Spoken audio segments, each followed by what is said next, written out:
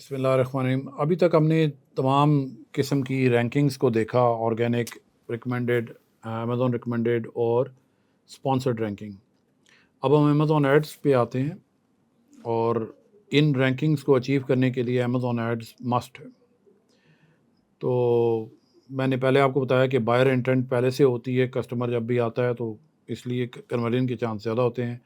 Controlled spending है, Facebook और Google की तरह पूरा आपका बजट नहीं कर देगा। अबाउट 17 बिलियन डॉलर की यूएस डॉलर की सेल्स है बुक्स की ऑन अमेज़ॉन। पता नहीं कब का स्टैटिस्टिक्स है, लेकिन अब तो इससे भी ज़्यादा होगी। तो किंडल जो है वो 1 क्लिक जो है सपोर्ट करता है, तो ई बुक्स की सेल्स होती हैं उस पर। KNP एक और फैसिलिटी है कि ये जो पेपर जो पेजेस आपके पढ़ें किसी ने, वो जितने ज़्यादा पेजेस पढ़ेगा उतनी ही आपको उसमें अर्निंग होती है, लेकिन वो इतनी ज़्यादा नहीं है। इसलिए मेरा ख्याल है कि मैंने आज तक बहुत कम लोगों को देखा कि उससे इतना ज़्यादा कमा रहे हैं। इसलिए आपका फोकस सेल पे होना चाहिए, ना कि KNP पे होना चाहिए। अगर आप एड्स रन करने लगे हैं तो पहले कुछ चीज़ एक्शन हैं जो आपको पहले ले लेने चाहिए। मसलन आपकी बुक सेल्स की पेज की ऑप्टिमाइजेशन बड़ी ज़रूरी है। सब टाइटल उसका बहुत इंपॉर्टेंट है। डिस्क्रिप्शन आपने बड़ी इंपॉर्टेंट करनी है।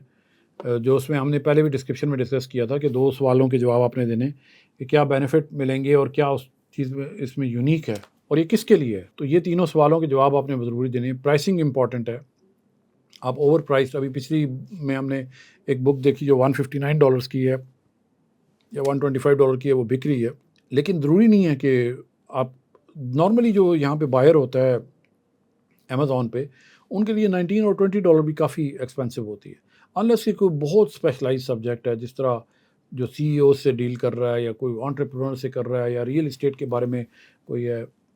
तो इस वजह से ये प्राइसिंग जो होती है बड़ी इंपॉर्टेंट होती है। अगर आपकी सेल जनरेट नहीं हो रही, आप पहले अपने मार्केट का एनालिसिस कर लें और उसके हिसाब से प्राइस सेट करें। कैटेगरी सिलेक्शन बहुत इंपॉर्टेंट है। अगर आपको बेस्ट सेलर का बैज लेना है नंबर 1 न्यू रिलीज़ का, तो हाईली कंपेटिटिव की बजाय लेस कंपेटिटिव में जाएँ, जिसके लिए आपने वो हमने जब कैटेगरी एनालिसिस किया था, पब्लिशर रॉकेट से आपको डेटा मिल जाएगा और उसमें आप एक आध सेल के साथ भी बेस्ट सेलर का बैज आपको मिल सकता है, जिस पे इम्पैक्ट ये होगा कि साइकोलॉजिकल इम्पैक्ट होता है। जब कोई भी बायर आता है तो वो बेस्ट सेलर परचेज़ करना ज़्यादा पसंद करेगा, बजाय इसके कि किताब जो कि 25,000 पे रैंक हो किसी कैटेगरी में। तो ये इसलिए इम्पॉर्टेंट थी। और दूसरी एक और इम्पॉर्टेंट एस्पेक्ट है, क्योंकि अगर एक किताब जब आप पब्लिश करते हैं तो तमाम मार्केट प्लेसेस में अवेलेबल हो जाती है। तो आपको, अगर USA की मार्केट हाईली कम्पेटिटिव है, इसमें एक्सपेंसिव भी है। आप अगर इंग्लिश बुक मार्केट कर रहे हैं तो UK, Canada, Australia, even Germany में 58% लोग इंग्लिश बुक्स बाय भी करते हैं और परचेज़ भी करते हैं।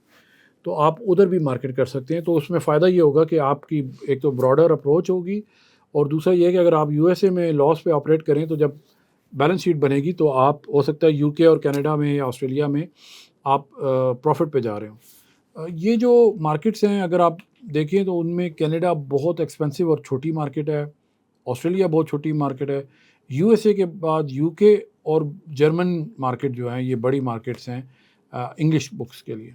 अदरवाइज़ फ्रेंच की जो है वो फ्रांस में बड़ी अच्छी बड़ी मार्केट है, इटालियन स्पेनिश बुक्स की मार्केट है, लेकिन वो लैंग्वेज का फ़र्क है। इस वजह से जो हम क्योंकि ज़्यादातर इंग्लिश में ही पब्लिश करेंगे।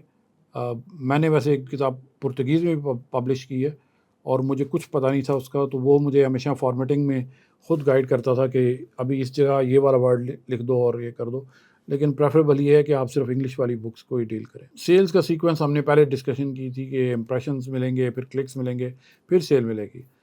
तो अगर आपको इंप्रेशंस नहीं मिल रहे तो आपके ऐड रेलिवेंट नहीं है। एक नंबर ऑफ़ टारगेट्स की बात होती है। अमेज़ॉन के हर ऐड ग्रुप में 1000 तक के टारगेट ऑप्शन दिए जा सकते हैं, जो कि कीवर्ड्स और एसिन्स हैं। लेकिन आप ये चीज़ ख्याल करें कि आपका हर ऐड कैंपेन जो होती है उसका कोई पर्पज़ होना चाहिए। वो आगे मैं आपको दिखाऊंगा किस तरह थीम वाइज आप टारगेट कर सकते हैं। अगर आप एक में 1000 डाल देंगे कीवर्ड्स, पहली बात तो ये कि हर एक को इम्प्रेशन नहीं मिलेगा। हार्डली आप अगर एक महीना रन करेंगे, हो सकते हैं टॉप वाले 5, क्योंकि अमेज़ॉन देखता है कि किसको इम्प्रेशन कौन सा रेलेवेंट है उसको इम्प्रेशन दे रहा है, और अगर उस पर क्लिक मिल रहे हैं उसको और ज़्यादा इम्प्रेशन देगा क्योंकि उसकी अर्निंग हो रही है उससे। तो 1000 डालने का कोई फ़ायदा कोई नहीं है, दे वुड बी इनविजिबल। तो इसलिए इतने ज़्यादा कीवर्ड्स डालने की ज़रूरत नहीं है। हार्डली 20% मैंने लिखा है, लेकिन 20% भी बहुत अरसे बाद, यानी कि 1000 कीवर्ड डाल के आप ऐड ग्रुप में कोई साल रन करें तो शायद 200 को इम्प्रेशंस मिले हों। तो जब 800 को इम्प्रेशंस ही नहीं मिलने तो फिर फ़ायदा क्या उनको इतने ज़्यादा को करने का। दूसरा प्रॉब्लम ये है कि आपको बिड्स एडजस्टमेंट करना पड़ती हैं इंडिविजुअली। तो अगर सारे के सारे जो हैं वो 1000 उसमें है तो उसको किस तरह बिड एडजस्टमेंट करेंगे?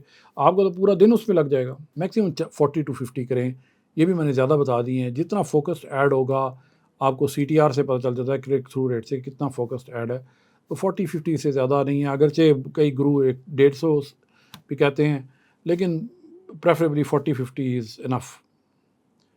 और एक ऐड ग्रुप ही यूज़ करें कैंपेन में, क्योंकि अगर आप 2-3 ऐड ग्रुप यूज़ करेंगे तो अमेज़ॉन खुद रीडिस्ट्रीब्यूट करना शुरू कर देगा बजट, जो कि हम नहीं चाहते। हम चाहते हैं मैक्सिमम कंट्रोल हमारे पास रहे। अब आप रिसर्च करेंगे तो बुक रिलेटेड तकरीबन 5% सेल्स हैं, और कीवर्ड जब रिसर्च करते हैं, जब हम प्रोडक्ट्स ये तो कहते हैं, तो हम कहते हैं कम से कम 6000 कीवर्ड का सर्च वॉल्यूम हो। बुक्स में कभी भी इतना ज़्यादा नहीं होता। बुक में इवन 100 कीवर्ड वॉल्यूम एक्सेप्टेबल है, सर्च वॉल्यूम। और दूसरी बात ये है कि यूएस में ये शायद आपको 100-150 मिल जाए या ज़्यादा मिल जाए। उसी कीवर्ड को जब आप यूके में सर्च करते हैं तो वो उतना 100 भी नहीं होता। ये आपको अभी एग्जैक्ट मैं आपको डेमोन्स्ट्रेट करके दिखाऊंगा। तो इसलिए आपको हर मार्केट के लिए, जिस तरह मैंने कहा कि हर मार्केट आपको बेस लाइन मिल जाती है कि यूएस में इस कीवर्ड पे इन प्रोडक्ट्स को टारगेट करके सेल हो रही है, तो आप वही यूएस के बाद यूके, कनाडा, ऑस्ट्रेलिया में ट्राई कर सकते हैं। लेकिन हर मार्केट के डायनामिक्स डिफरेंट है। फॉर एग्जांपल, एक किताब जिसको मैं बड़े अरसे से मार्केट कर रहा हूँ, ये इत्तेफाक से मेरे पास इस वक्त है भी, ये फेस रीडिंग की बुक है। यूएस में फेस रीडिंग का वॉल्यूम है, सर्च वॉल्यूम है कीवर्ड्स का। इंग्लैंड में इसका कोई, यूके में कोई वॉल्यूम नहीं है। तो यूके में हम इसको बॉडी लैंग्वेज के कीवर्ड्स पे टारगेट करें।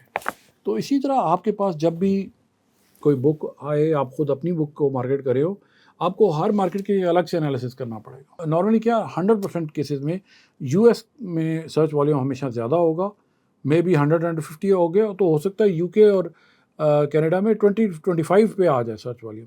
तो बुक्स का इतना ज़्यादा सर्च वॉल्यूम होता नहीं है। पब्लिशर रॉकेट और हीलियम आपको हेल्प आउट करते हैं इसमें, टारगेटिंग में हम इसकी रिसर्च कर सकते हैं। एक और चीज़ जो आपको देखनी होती है, सीजनैलिटी देखनी होती है कीवर्ड्स की। आप जाके सर्च करें और आप देखें कि कौन से कीवर्ड को सीजनल है बहुत ज़्यादा। मतलब क्रिसमस की बुक सीजनल होती हैं, ईस्टर की बुक सीजनल होती हैं। इसी तरह 14 फरवरी से पहले वैलेंटाइन डे की बुक्स सीजनल होती हैं। तो आप सीजनैलिटी ज़रूर चेक किया करें कीवर्ड्स की, ताकि आप अपने कंपेटिटर से पहले ही उन कीवर्ड्स पे फोकस करना शुरू कर दें। ये हीलियम 10 से भी आप सीजनैलिटी चेक कर सकते हैं। मैं आपको इसी कीवर्ड का अभी एनालिसिस करके दिखा सकता हूँ। लीडरशिप फॉर टीन्स की हम बात कर रहे हैं यहाँ पे। तो हमें जो पब्लिशर रॉकेट है उसमें 1 डायमेंशनल आपको वो दे रहा है, फिगर्स दे रहा है। 1 डायमेंशनल मीन्स कि वो बता रहा है कि 150 उसका सर्च वॉल्यूम है। 150 कब सर्च वॉल्यूम था ये नहीं पता, वो पहले की हिस्ट्री क्या थी ये नहीं पता। आपको एक वो शायद उसको सिंप्लीफाई करने के लिए किया, लेकिन मेरे ख्याल में बेहतर तरीका ये है कि आप सीजनैलिटी चेक करें। आप देखें कि जब हमने रिसर्च की थी उस वक्त भी हमने ये बात की थी कि आप ये देखें कि डाउनवर्ड ट्रेंड तो नहीं है।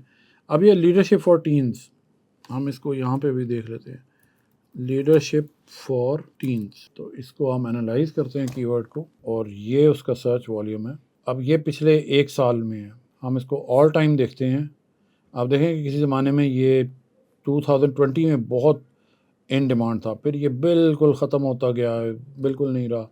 फिर 23-24 में आगे फिर शायद बढ़ना शुरू हुआ, प्रॉब्ली नई बुक्स लॉन्च हुई, क्योंकि जब ये इतना कम सर्च वॉल्यूम हो जाता है तो शायद किसी ने एनालिसिस किया होगा और उसने कहा होगा कि अब इस पे बुक लॉन्च की जा सकती है। तो फिर उन्होंने जब एडवर्टाइज़ करना शुरू किया तो फिर इसकी सर्च वॉल्यूम भी बढ़ना शुरू हो गया। तो ये एक तरीका है आपको सीजनैलिटी चेक करने का। हमेशा चेक किया करें ताकि आप उन कीवर्ड्स पे फोकस करें। मसलन समर आती है तो समर वेकेशन वाले कीवर्ड्स पे यूज़ करें। नेक्स्ट लेक्चर में हम इसको कंटिन्यू रखेंगे इसी बात पे कि टारगेटिंग ऑप्शन किस तरह देखने हैं। Thank you.